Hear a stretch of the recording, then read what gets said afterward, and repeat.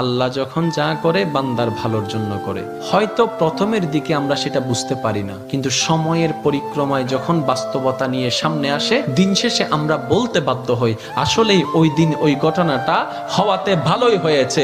আল্লাহ কখনো বান্দার ক্ষতি চাই না। আল্লাহ যদি ক্ষতি চাইতেন সকালের নামাজ না পড়ার কারণে কান্না করে দিতে পারতেন, যদি আল্লাহ ক্ষতি চাইতেন দুপুরে নামাজ না পড়ার কারণে ল্যাংড়া করে দিতে পারতেন। আল্লাহ সেটা চান না। আল্লাহ চাই বান্দার সব সময় ভালো। আর মা তো দেখেন জন্ম দেওয়ার কারণে সন্তানের তো অপরাধ করার পরও মা সন্তানের প্রতি কতই ভালোবাসা, কতই মায়া, বাবার কাছ থেকে সন্তানের পিঠকে বাঁচাই ফেলছে, এরকম হাজারো মা আছে ওই মায়ের জন্য। কিন্তু আল্লাহ পাক রব্বুল আলামিন বান্দার উপর কতটুক ভালোবাসে দিয়েছেন সেটা আমরা বান্দারা বুঝতে পারি নাই বলে শয়তানের ফাঁদে বারবার পা দিয়ে আটকাই যাচ্ছি। মনে রাখবেন, মনের মধ্যে কথাটা বসাই ফেলবেন, আল্লাহ যখন যা করে বান্দার ভালোর জন্যই করে।